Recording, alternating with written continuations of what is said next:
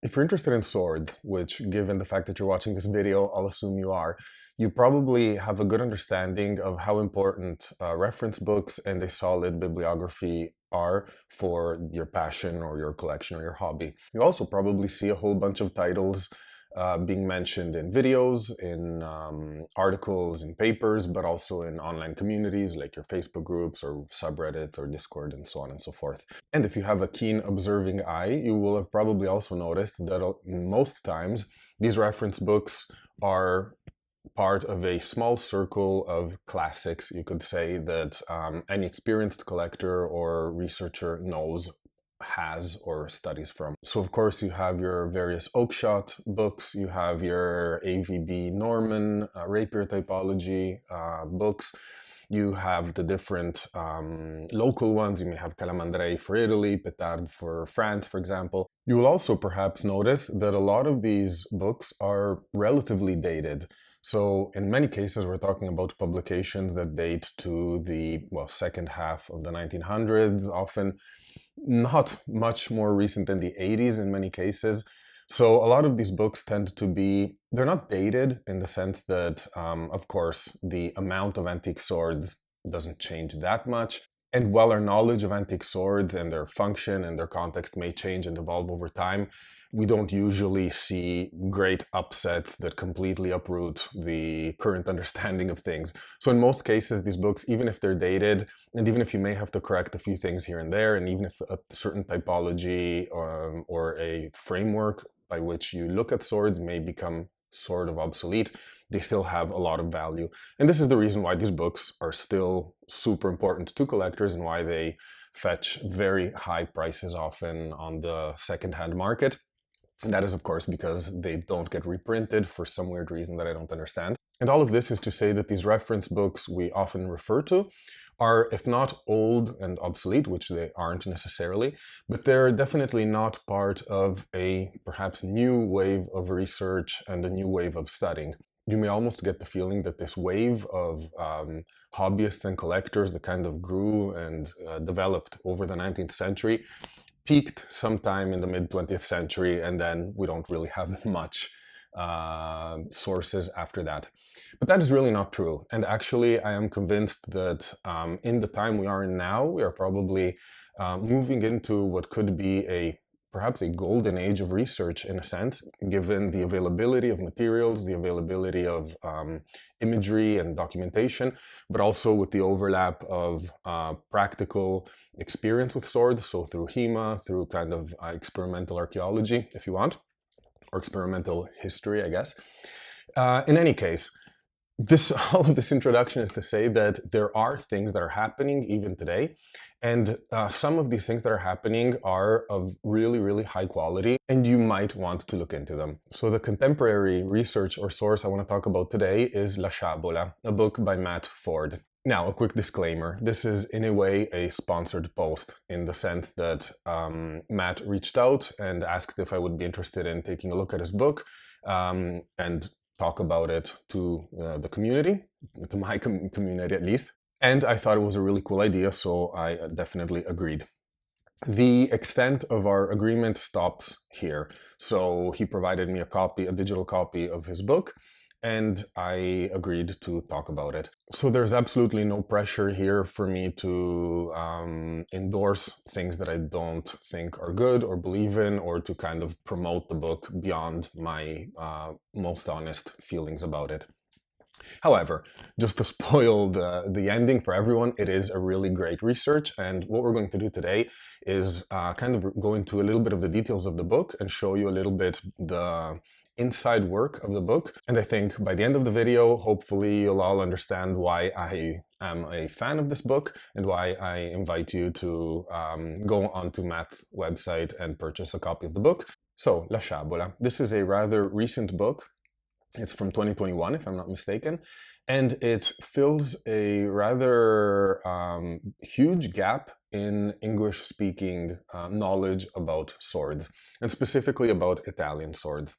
So when we talk about antique swords, we obviously have really good English literature and information about British swords. That makes sense, of course. We also tend to have decent amounts of information for French and German arms. And of course, we're talking about really big countries usually. So a lot of the swords you'll find in museums, but also a lot of the swords you find on the collector's market tend to be from these bigger countries usually.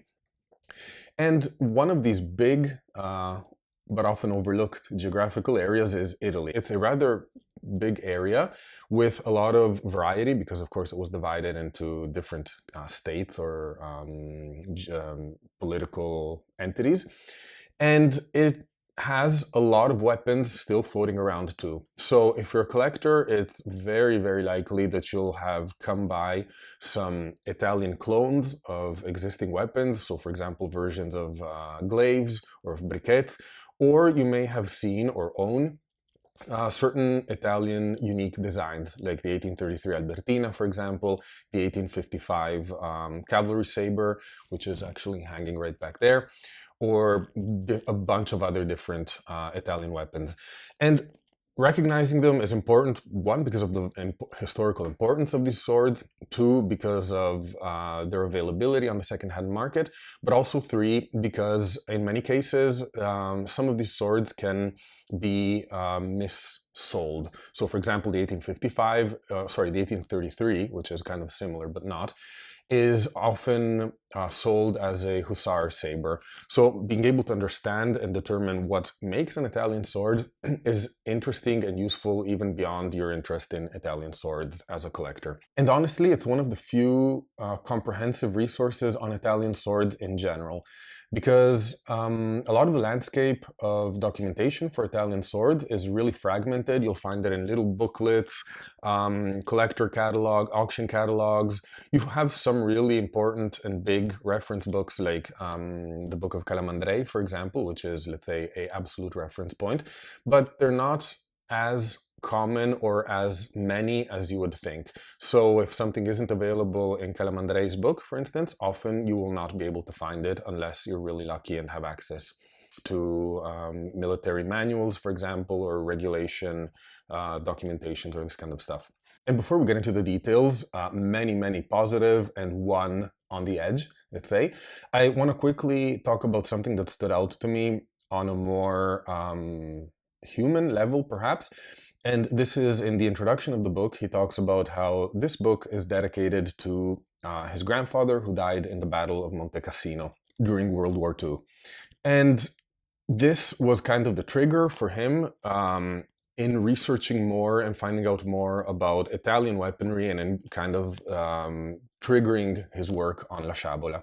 And what really struck me, and I hope you'll find interesting too, is how, in this case, swords or antique weapons became the kind of catalyst for turning something that could have been a negative emotion, so obviously losing your grandfather in a conflict against the Italian soldiers in World War II is probably not a happy memory. Yet, the interest for weapons and swords and collecting and knowledge was able to turn this likely negative feeling into the passion and into a obvious love that comes out from the work he put into this book for the weapons of what had been actually his grandfather's enemies. So in a bit of an interesting turn, perhaps, the passion for knowledge can actually, in this case about swords, can act as a tool to bring peoples and people together, rather than, make differences or separations wider and more deep.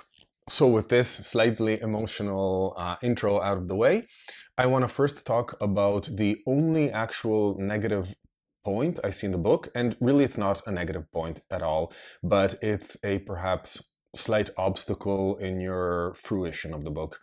So there is no paper version of this book. It's a digital-only product. And unlike if you're used to ebooks, for example, which come in, well, different formats, but they're one file that you can kind of scroll through and upload to your e-reader or something like that, La Sciabola acts maybe more as a gated section of a website, in the sense that you have the chapters, everything is broken down almost as a book, but it's hosted on different pages. You kind of navigate it as you would a website. So this can be really good, but can also be a bit of an obstacle, depending on what your way of using reference material is. So if you have your laptop in front of you and that's the way you're doing your research and you're kind of reading through, you need to reference certain chapters or certain pictures, it's a great resource. If you're expecting like a read-through book, as you would if you buy like a ebook, that is not exactly what you will be getting. You do get permission by Matt to print a copy for yourself once you buy it. So of course you can print each separate section and then collate it into a book. But that's a little bit of a not smooth process necessarily. He did mention he is aware of this and he's in the process of kind of finding a solution for it. That may be kind of a PDF downloadable version, I'm not sure. But this is just a caveat and the only one actually that I have. So a small user warning. Now moving into the meat and potatoes of this book, and I really have nothing negative to say. So all of this that I say now is going to be quite rich in praise because I think it's an amazing work he did. So if we look at the table of contents, you'll quickly see how the book is structured. It's structured in big sections. So you have, for example, post-Napoleonic swords, the era of Carlo Alberto. You have the era of Vittorio Emanuele II, Kingdom of Italy, and so on and so forth. And within each of these sections, you have sub-chapters or subsections, which are sometimes dedicated to specific swords and sometimes to historical events. So, for example, if we scroll through the first section here, we'll see that all of the chapters are about specific sword models. And the same goes for the Carlo Alberto era. But when we move to more recent times, as in the Vittorio Emanuele II chapter, you'll see that we have a lot of historical context dives. So we talk about the First War of Italian Independence, Siege of Rome, all these important events that kind of help you place the swords you're looking into further context. And this is perhaps one of the most valuable aspects of this book, and we'll take a look at it as we go through the different chapters. But Matt has been able to gather a whole bunch of detailed information about the models of swords, regulations, and like the details a collector would want to read and find out. And he's been able to combine them with the historical depth that a historian would want to read about. So it kind of brings things together in a very holistic way, I would say. One thing you often see in reference literature is it tends to be either more historical focused, so it might talk about swords and weapons, but it's more on the events, and in that case you might be disappointed because it's not giving you enough detail on marks, on dates, on models, variations and stuff. Or it may be a little too dry, in the sense that you will find books that are just a list of different models, different variants with blade shapes, length, weight, marks, and that's it. And oftentimes, as the student, it's up to you to kind of do the work of putting things together and getting a deeper understanding of how that sword fit in its historical context. Well, Matt here does the work for you, and this is something that is not common in not only books on Italian swords, but for books on swords in general, I would say. And coming to the positive aspects of this book being structured as a website rather than as a book is perhaps the graphic layout. You'll see that, for example, in this section where we can navigate through the different sections of the book, they are easily symbolized by hilts of very recognizable swords of the time. So, for example, here you'll see the Albertina, symbolizing the section on the era of Carlo Alberto. So we'll actually check that one out really quickly. Once you click on the section here, you have all of the subsections. So it starts with the 1833 model sword Albertina. You have a lot of reference material in terms of visuals. In this case, we have a portrait of Carlo Alberto, for example. We have schematics of the swords and scabbards of the different kinds of hilts. Schematics also of the composition of the hilt. So you clearly see here the two foil cones that make up the grip of the Albertina, which is important to see because if you don't see it on other sources, like my video, just to do a self-plug here, you may read the description of this foil cone, but not really be able to visualize it or understand exactly what that means. As we go through, we see different sections for variations. So we have the version for medical officers, for example, and then we move into different kinds of swords. So now we have the 1833. You'll see that the amount of information is actually quite rich. Oftentimes you'll have a very short paragraph describing a specific sword, and the information is going to be pretty bare bones. In this book, you have way more information. So let's just randomly take a look at this on the train provisions core. So as you go through it, you'll find out that in certain documents, so the Regie Determinazioni sopra l'ordine, okay, I won't even read the whole thing, but here you have the amount of sabers that were available to that specific unit, how many infantry sabers, how many cavalry sabers, and this is kind of information that if you don't have here in an easy to read and easy to find format, you will have to fish out through documents and archives yourself, which can be fun, but is not for everyone. Now, we'll really quickly open another section, the sidearms one, just so I show you what it's like without spoiling too much. So again, for the sidearms, here we have a rather broad introduction. So we have the whole kind of information that gives you the context for them, and then we have the different models. We have the 1751, we have the 1775, and this depth of information, just look at the different graphics here. You get the blade profiles for every one of these swords.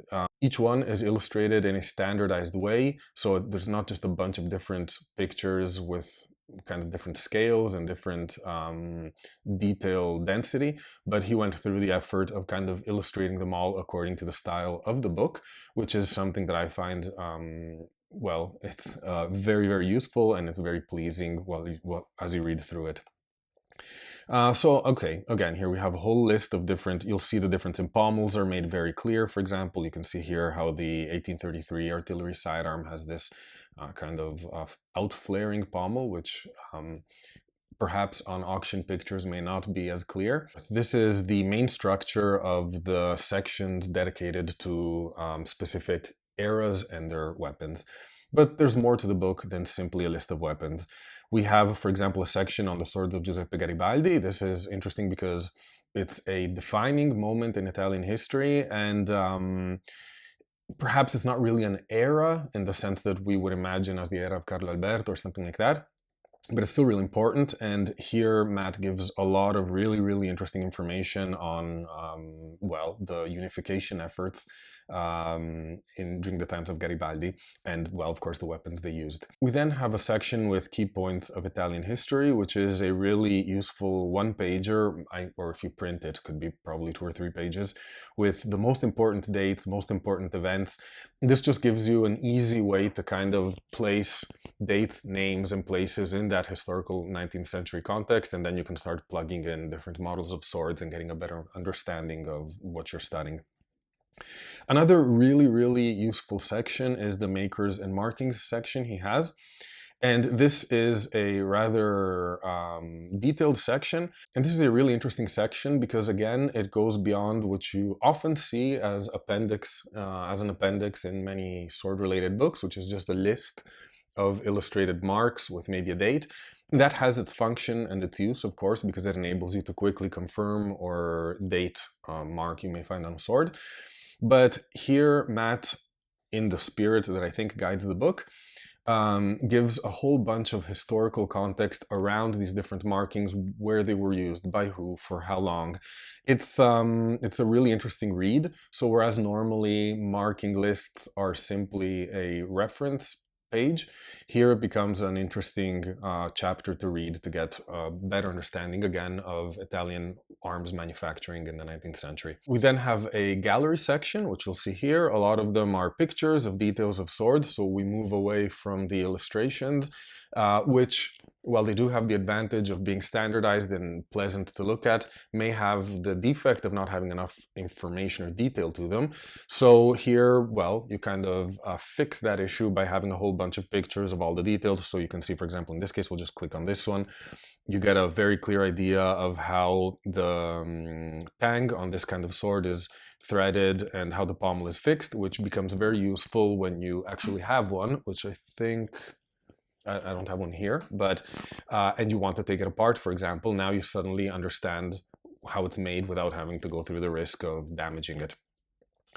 So we have in the gallery here a whole bunch of pictures, and then we have a whole bunch of historical documents. So we have extracts from sources, we have historical photos, so you can actually see the uniforms and the kinds of people who would have been wearing and wielding these swords. We have a bunch of different illustrations, and so on and so forth. So there's a whole bunch of information that you can dive into to make your own research and develop your own conclusions on Italian weapons if you are so inspired. In the last section I want to talk about in this quick overview is the acknowledgements and sources section. So all reference books, in many cases in reference books, the most important part is this. It's where you actually get to further your path of knowledge by finding new sources, new documents, new names, new researchers that you perhaps did not know about. And I have to say, Matt does an amazing job here. It's a really, really long and exhaustive source list that goes not only into the details of specific books, but it goes into the single issues, for example, of publications that he consulted for the book. So, for example, you'll have Giornale Militare from 1861, from 1872, 1873, and so on and so forth. So, even let's say from an academic perspective, it gives you all of the tools you need to then further your research if that's what your purpose is. And what the coolest thing is, and when I mentioned the importance of modern research and the importance of supporting people who do contemporary research into topics of the past, in this case swords, you'll see he even lists a whole bibliography or a webography, I suppose, of online sources. So many of the older books, of course, didn't have internet as a source, so they couldn't use it. But in today's age, a modern book relies heavily on online sources and being able to quickly copy and paste these links and access all the information or all of the visual or documentation information that he used is an invaluable tool, especially when it comes to sources that may be in Italian. So if you don't speak Italian, it may be really impossible to actually find this kind of information. And here you have it at your service on a silver platter, so to speak. And in a sense, this is it. This is the structure of the book. You have sections on eras of Italian 19th century, late 18th century to 19th century history. You have information on swords, on historical events. You have imagery, documentation. You have maker's marks. You have historical information. And it's all packaged in a really pleasant to read way too. I didn't mention it so far, but it's an easy read and it's a pleasant read too, which never hurts when you're talking about topics that can be really specific and technical. And all of this comes at the extremely affordable for what you get and extremely worth the price, 35 or 34.99 pounds. I mentioned before that there was no pressure at all for me to speak positively about this book, but I think I cannot overstate how happy I am that a source of information like this exists. And it's not only because it speaks about Italian swords, which is a gap, as we mentioned, in current knowledge, but it's because it's a clear sign that modern and contemporary research is active and is working and is producing things. And I think for field of knowledge to stay alive and develop and become interesting and appealing to many more people, it's really crucial that who's part of the community participates in creating more of this knowledge and developing our understanding of whatever the topic is further. And I think Matt does an amazing job at this. So I have to thank him for the work he obviously put into this book and, well, for providing me with a copy, of course. That is definitely appreciated. So that's that. I think we looked at the details in the sections of the book, so I hope you have a good understanding of what you will find in the package when you do hopefully choose to buy it.